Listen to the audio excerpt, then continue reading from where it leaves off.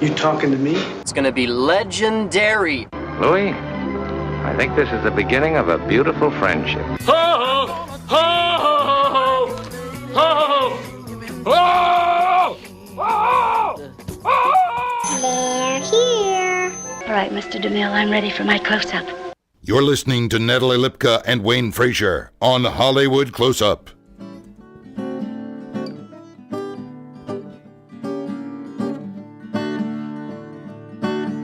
I left my home to go to a school in California where I earned a degree. The debt that I owe on my loans is growing like a garden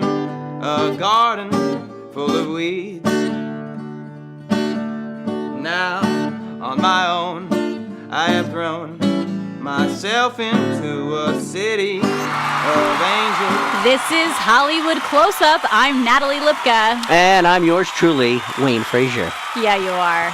And we are two actors talking our way to the top. Please make sure to check us out at natalieandwayne.com, on Twitter at Natalie and Wayne, and on Instagram at Natalie and Wayne, and hit that little follow button, please. Yes, absolutely. And let's see, what else? Listen every Thursday. Yeah. On our affiliate radio station, WLOR.net Internet Radio. Music today by Peter Bonoff. You can check his music out at peterbonoff.bandcamp.com. Super. And we have a big guest on the show today. Director, writer, producer Russell Brown will be here. Russell Brown! Yeah. In the house on the Happy Valentine's live Facebook episode of Hollywood Close-Up. Hi. Yes, I don't know what to say after that. Happy Valentine's Day, everyone. Love is in the air. Love. We're loving what we and do. new. Love is everywhere. Come aboard. We're expecting you and love. Love Boat, right? Yeah. Yes, I think, yes. Whew, here we are. You just, with your musicalness, I just was thrown off. It's I so apologize. good. It's kind of like Muppet-esque. Right? We love the Muppets here. My husband always tells me that I sound like the WB Frog when I sing, so... Well, you got that right in the middle of drinking a little coffee there. That was real good. The WB Rabbit. Rabbit Frog. Rabbit Frogs. If you want to see Wayne spit out his coffee, write in a joke. I'll read it to him. Did you guys see the Grammys? Anybody? To be honest, I... Oh, Rena Marie's here. But, Rena Marie's here. But I'm not here. But really. she's not here. But did you, Natalie, watch any of it? Did you? Yes, I did. Okay, and Rena Marie saw it, because Rena, you just answered for Natalie. Thank you, Rena. That's us. That's perfect, because I didn't want to tell my answer, so I'm glad for your answer. Yeah, I caught pieces of it. Congratulations to Adele, who won the Record of the Year and the Album of the Year. I have a question for you, Natalie. Yes. I don't understand the difference between Record of the Year and Album of the Year. You know, and I couldn't remember if we talked about this on the show before already, but clearly we didn't learn it because who knows? We don't know. So I looked it up thanks to Vox.com, and they were saying this is how to remember it. For Album of the Year, the whole album gets an award. Some people confuse Album of the Year with Record of the Year since albums used to be on physical records, and thus the two terms are often used interchangeably. But singles also used to be on physical records, and you wouldn't call a single song Album of the Year. Did that make sense? Yeah, I'm sure it did. It makes sense. So Record of the Year is for the single. The whole, Record of the Year is just, is a one recording song. And they say instead of thinking of record as a physical spinning record, think of it as the product of a recording studio. Everyone who would be in a recording studio working on the Record of the Year winning song receives the Grammy. Okay. So that's what's happening. And then Song of the Year is for the songwriter. Oh. Yeah, whereas the other ones are now for everyone who worked to make this product come to life. Song of the Year is for the songwriter. Right. Album of the Year is for the whole album. Yes. Record of the Year is for one particular song. Yeah. Hello. I'm so glad that we figured that out. That was, I just didn't, I couldn't get it. I think it's because, you old school records, which some millennials and they used to may have not singles. know what those are. I remember having records when I was a kid. That was a single song on there, and then there might be one additional song, it's like bonus track or something. For you young kids listening at home, records were spun on a machine. Oh my goodness. And they were made out of plastic, and they actually emitted music from a machine with the record that had a needle that touched the plastic that emitted music. Vinyl. Yes. Or what we like to call Wayne vinyl. Frazier. Well done. Well, congratulations to all the peeps. And I got to go everybody back and watch. I'll be honest. to the Grammys, yeah. Oops. I heard that Bruno Mars did an amazing Prince dedication. Really? Tribute. Oh, he's so great. So I got that great. DVR'd, so we'll check that out. Tribe Called Quest was Cool. amazing too. Oh, cool. Yeah. And so the other thing that came out this week, huge. I was reading it in Variety. The headline is LA City Attorney charges 5 casting workshops in alleged talent scam. So criminal charges against 25 people involved in the casting workshops, alleging that they charged aspiring actors for auditions in violation of the state law. Which, we talked about this on the show before. We'd love to get your opinion on it. If you want to, we're on Facebook Live right now, or if you're listening tomorrow, please tweet us or email us through the website and let us know what you think. Because this has been an ongoing debate. It is. And it looks like they sent in an undercover actor working for the city attorney's office who attended 13 of the workshops. Was he, I guess he was a policeman, an undercover, but pretending he was an actor? It's saying here it was a year-long investigation with an undercover actor working for the city attorney's office. Wow. So it said, if convicted, and I'm reading this from Deadline.com, if convicted, each of the 28 defendants, including 18 local casting directors, could face up to a year in jail and $10,000 fine. Wow. Yeah. So, I'd love to hear any opinions you guys have. Like, we are a live Facebook here. To me, I'm so happy that they've broken this down. It is hard enough, people, as it is in this business to work on headshots and the money spent on headshots, classes, these sites that you have that pretty much you're required to go on if you want to get cast in anything. You're paying fees for those and all these different outlets and money and travel time and this and that. And to think that the people that are on our side, the casting directors, some of these people were charging money. Yeah, and SAG-AFTRA released a statement supporting the prosecution, saying, preying on the hopes and dreams of artists of one of the oldest scams in Hollywood. So that was the union's general counsel. And SAG-AFTRA, when you're part of the union there, which we always workshops. They do absolutely fantastic workshops, and they're part of within your union dues. So you're going. You get to sign up, and they have great casting directors. I've definitely taken advantage of going to those. And good feedback and everything. Experience. So, so be careful out there, people. And that, I guess it just goes for any business. Is do your research and look at what's going on and be aware, because people are out there to get your money one way or another. Stop it. I know. Happy Valentine's Day. Happy Valentine's Day. With that being said, I think it's time for Valentine's Day. It's time for a little social media moment. So I was checking out digitalselfmarketingadvantage.com, and they have I Love You More Than I Love Social Media 2017 post. And basically they're talking about how social media is the time to turn off your phones, but what better way to spread your Valentine's love than to say how you love someone more than social media.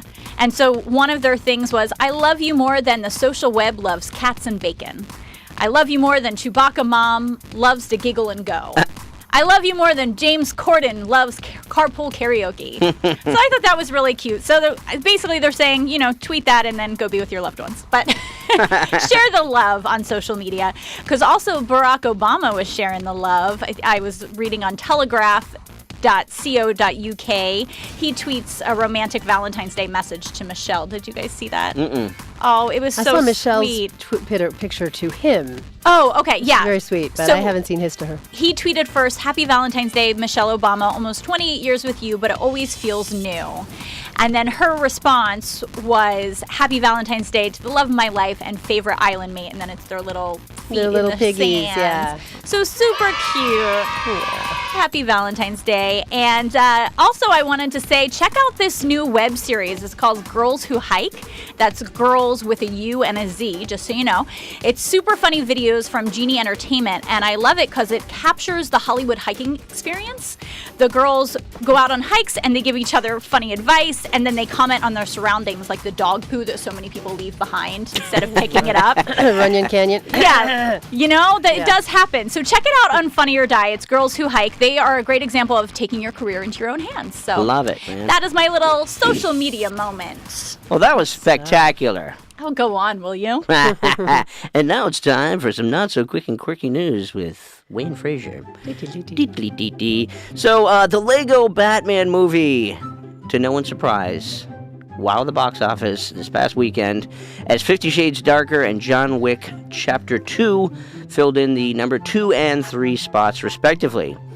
And legendary 7 Grammy winner Al Jarreau passed away Sunday at age 76, guys.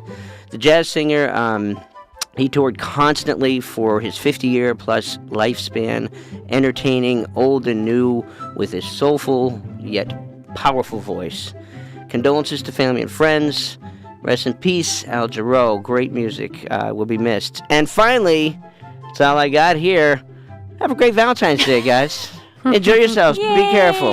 And and have fun. Yeah, have fun. Yes. Have fun. Eat chocolate. Enjoy. Chocolat. And we will be right back on Hollywood Close-Up. I'm Natalie Lipka. And I'm Wayne Frazier. We'll be back with Russell Brown. There's a fork in the road, and I know which way leads to the desert and which way leads to the sea. So what's the point of turning back or wondering if it's going to last? Why wait for what will come to pass if you can't decide what you want to be? Take a ride to the next city, and maybe you will find someone like me.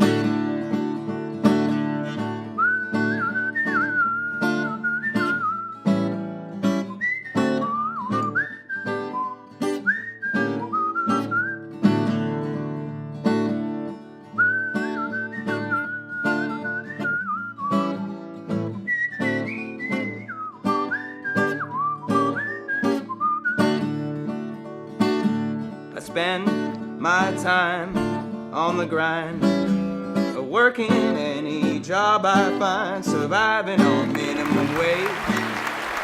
All right, welcome back to Hollywood Close-Up. This is Wayne Frazier. And I'm Natalie Lipka. And today we are pleased to have our guest today is an award-winning writer, director, producer, known for his narrative films such as The Blue-Toothed Virgin and Annie and the Gypsies. Ladies and gentlemen, Russell Brown is with us today.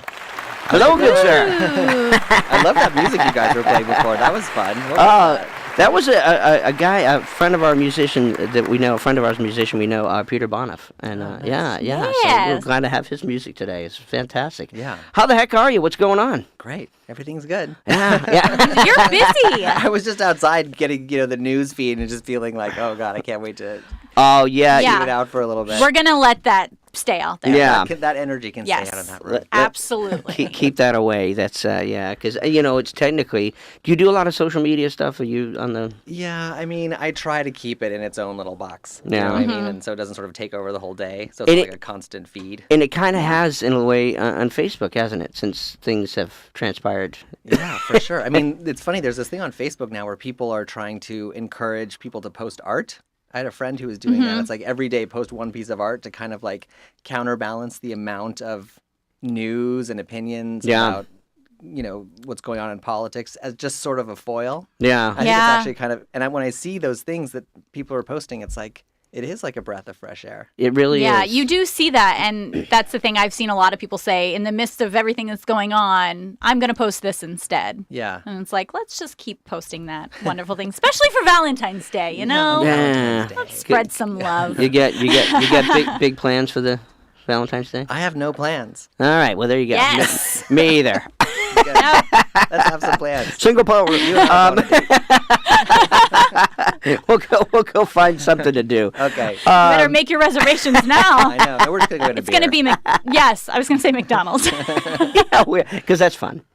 Go to McDonald's for Valentine's. Yeah. Really? Why not? Oh, where were we yesterday? We we were at Ruby's. Ruby's had a special for Valentine's Day. We did a gig yesterday that down in San Juan Capistrano. Yeah, but they had a gig. It was really a gig. They had a cute little thing. It was you each get a burger and then you share a milkshake for Valentine's Day. Yeah. I thought that was cute. Isn't that something?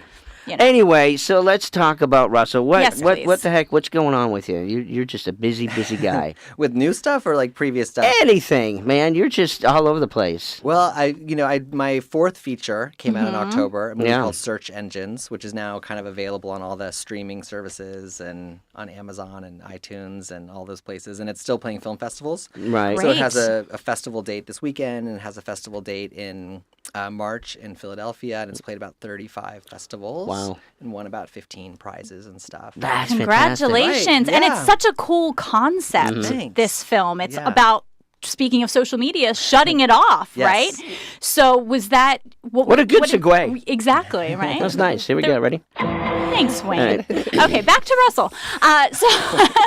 So with everything in social media, was that your inspiration to do this film? It really started when I went to a Thanksgiving, and I had just this wonderful time that year at Thanksgiving, and it occurred to me that it was just like nobody was on their phones. Everyone was really tuned in to each other and having conversations, and that started the idea of doing a movie about what happens if a group of a family and friends get together and they're all at Thanksgiving doing whatever they're doing on their phones, reviewing things or dating or sending pictures, and suddenly, for inexplicable reasons, cell phone reception goes out and everyone's lives and relationships start to change and kind of get thrown in the balance because they can't have access to the internet. I'm glad you did this. This is an amazing concept because I constantly see, and you can just any day at any time go outside and see people walking on the street. Nobody's engaging anymore. Yeah. And they're in the head, eyes, ears in the phone or what have you. We have these $800 computers in our pocket, and I understand that, but it really isn't just a phone. Right. That's one of my favorite lines. Have you guys watched 112263? Oh, I don't know. The show, it's on Hulu with James Franco. Oh, yeah. It's great. And they go back in time, and she's like, well, what is it like in the future? And he said, everyone's walking around with their phones looking at them, like some kind of line like that. And she's like, what? Because she's back in 60s. 63, yeah. So it's true. I think of that, how you just walk past people and they're I know, and it's on weird. their Like phones. you walk into an elevator and everyone's on their phones, and you walk, and no one, you used to walk into an elevator. It just happened this morning, or so I was thinking. About it. Yeah. I walked into an elevator, and everyone, like 4 people, were all on their phones, and you kind of used to walk into an elevator and kind of have a moment with people. You're all in this kind of little enclosed space together. It's funny you should say that because in an elevator, it's always that kind of awkward, everybody's silent, whatever, but you're not on the phone technically, but you're still sort of engaged, And whose phone is working in the elevator anyway? Yeah. They're not actually. Well, they're not. I think actually what people are doing is avoiding looking at the other person who just got in the elevator. Right. I don't think there's any actual business or anything happening there. So. Right, because that is a thing I've noticed, if I go to an event or something and I'm by myself, and the first moment that I feel a little bit awkward, my phone is up and I'm like, oh, what am I doing? And I'm like, okay, stop. Yeah. It's like this little comfort. It's like a security blanket. And I think that happens not even just in social situations. I mean, I've had the experience like at home when I suddenly feel just like a momentary loneliness or, the human things that everybody feels all the time or dissatisfaction or whatever. And the first thing you reach for is the phone. And then you start to think about like, well, what is this doing to fill that? Right. Yeah. And probably not anything. Yeah. But now it's to a point where like, what did we do before? Right. You know what I mean? Now now the awkwardness is doing something outside of having a phone in your hand and doing that. I think this is the search engine is a great concept. Oh, thanks. There's a really funny. What you're saying made me think of one of my favorite moments in the movie where they're trying to figure out Thanksgiving dinner has been ruined, right? And they're trying to figure out what they're going to do, how they're going to find food. And one of the characters says, we don't have reception. How are we going to search to find what's open? How did we search in the old days? And the other character goes, I can't remember. Right. And it's this real kind of like, Oh, it's funny, but it's true. It makes me want to cry and laugh at the same time. Because you just go on Yelp, get something delivered, you know? You don't think about it, you Right know? now with like Uber Eats and all these, you know. Eat24 or whatever. I mean, it's insane. It's crazy insane. I remember when the phones were starting to, you know, really start kicking in, and I bartended for a long time.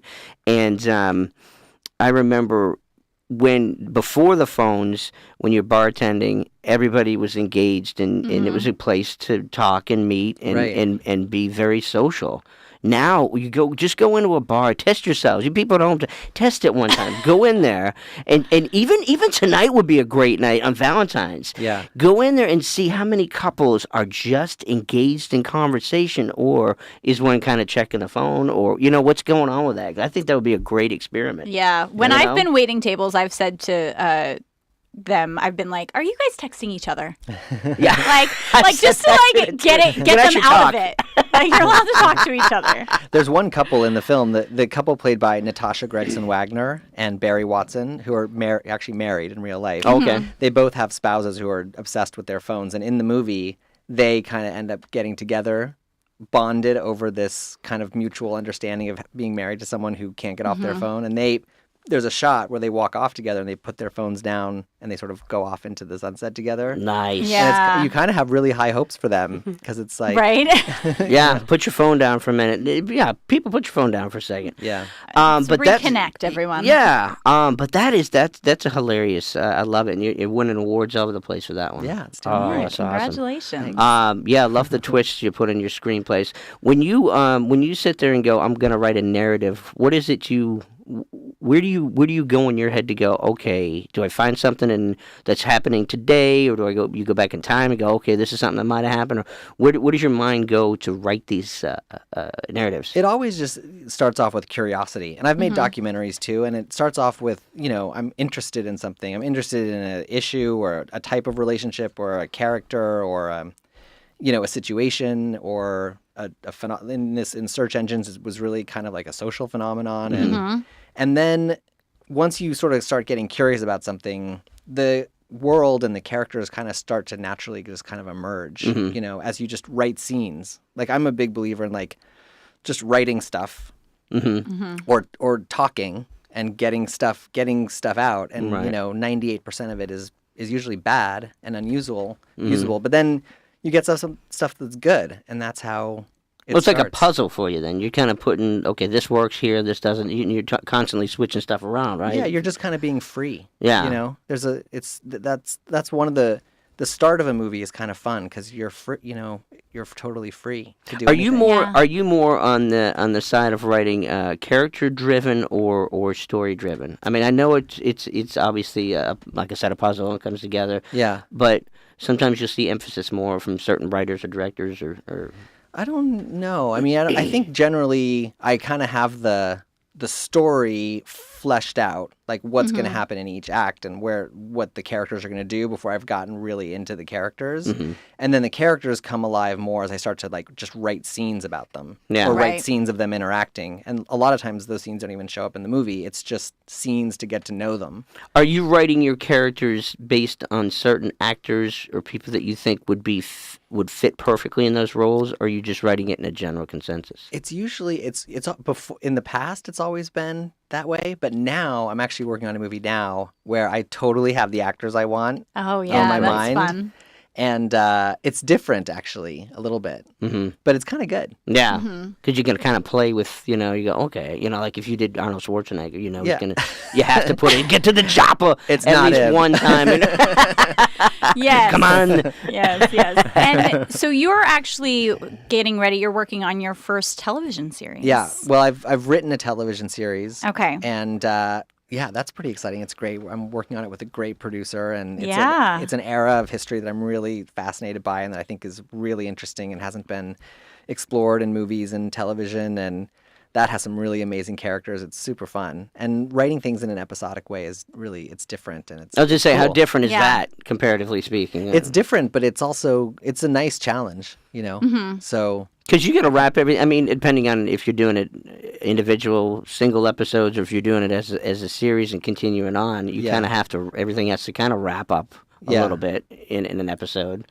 It's like a mini movie. Yeah, that's the way we Yeah. kind of structured it. But that each episode follows a specific character, and then over the course of 9 episodes, you've seen what happened in this event, or from the viewpoint of the different characters who are all involved. Right. Yeah. So, and it takes place in 1920s Los Angeles, and you see all the ecosystems of the 20s in LA kind of interacting over these 2 crimes, and you see the early LA oil boom characters, and the early LA mafia, and the early LAPD, and the early LA corrupt, political system, and Right. the early LA Hollywood. And it's really, Los Angeles in the 1920s was a huge boomtown. There was all this money because of oil and movies Right. at the same time, just flooding into the city. Sure. And all these young, beautiful, crazy, wild people coming also with no rules. Right. And it was an amazing time. So my show takes place in 1923, which is really like the moment when Was that Yeah. was that before Capone or right around the same time? it was before. Or before? Okay. Yeah.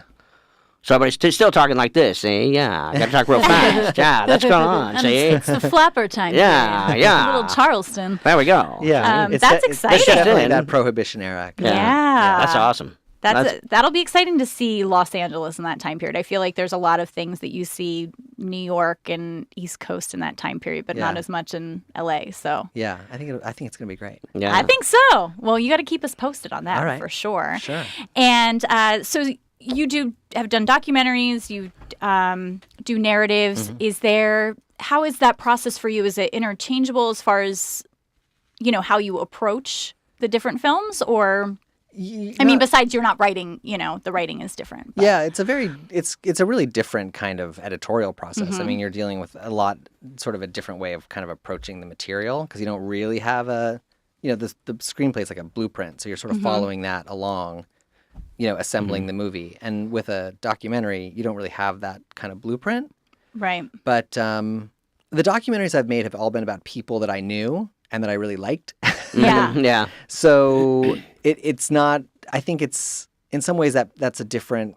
It's a different dynamic, because you just care so much about that person and what they're about, that kind of drives how you want to present them. Right. Right. Because all of my documentaries have sort of been portraits of artists.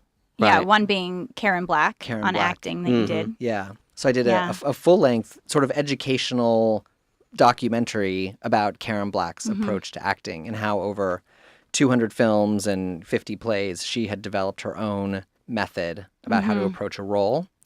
And so about 7 months before she died, she asked me, which was a great honor, I thought, to interview her about what she had learned about acting. She just kind of wanted to get it out and have it memorialized in some way.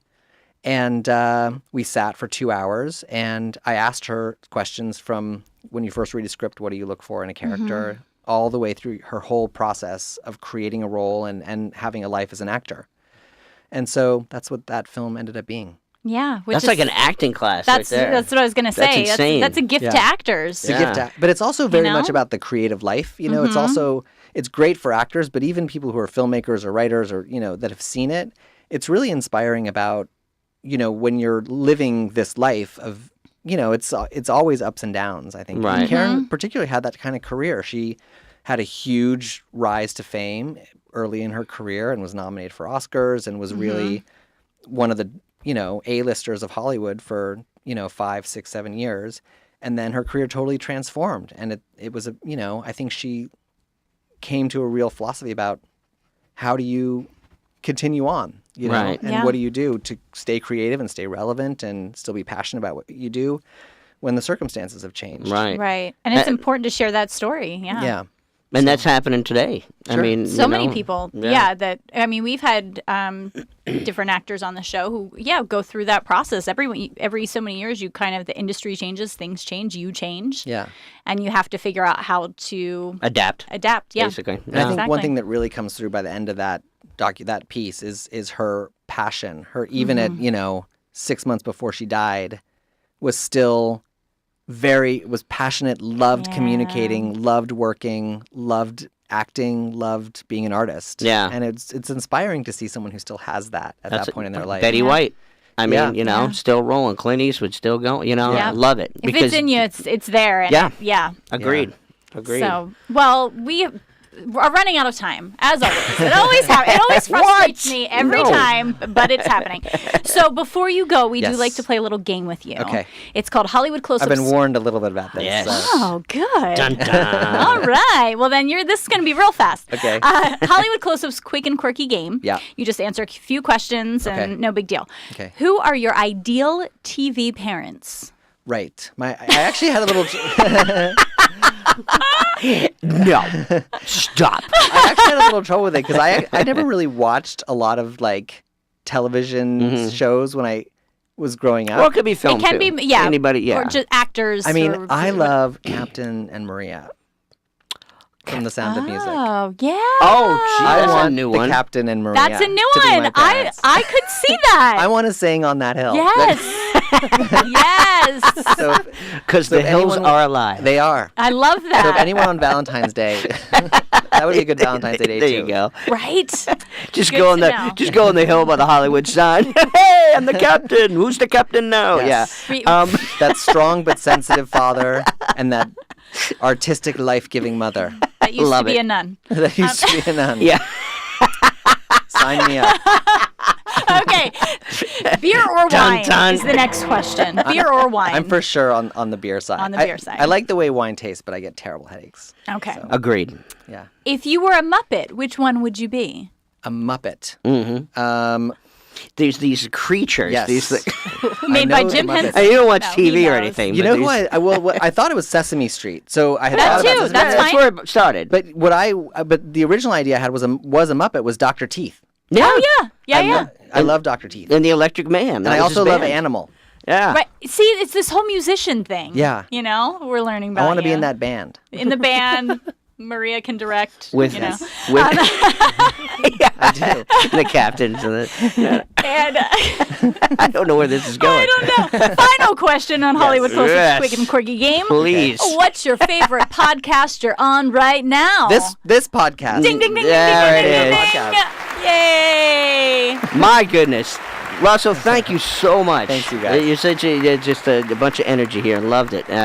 Wish you luck on the films and everything that's coming up The soon. TV series. TV series, my gosh, just like an endless list of things. But if you check out the Karen Black documentary. Yeah. And all my films are on Amazon and iTunes, and some of them are on Netflix, and they're all over the place. So check them right. out. And so we can go on russellbrown.com. Yeah, you can go to rb-films.com is my website. Okay. Okay. And then I have an Instagram, which is just Russell with 3 L's, Brown. Okay. Got and it. I'm on the Facebook.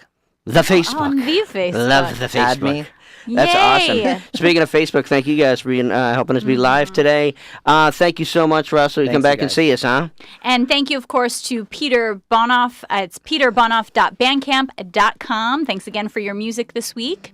And please remember, cancer has affected so many of our lives, and we can help by donating to cancerresearch.org and the Leukemia and Lymphoma Society, LLS.org. Let's end this disease once and for all. Yeah, we catch up on all episodes, past and present, next week and every week at NatalieandWayne.com. And for Hollywood Close-Up, I'm Wayne Frazier. And I'm Natalie Lipka. And until the next one, Peace. You've been listening to Hollywood Close-Up with Wayne Frazier and Natalie Lipka. Be sure to visit NatalieandWayne.com for past episodes as well as information on future ones. Also, be sure to rate and comment about the show in iTunes. Until next time, bye-bye.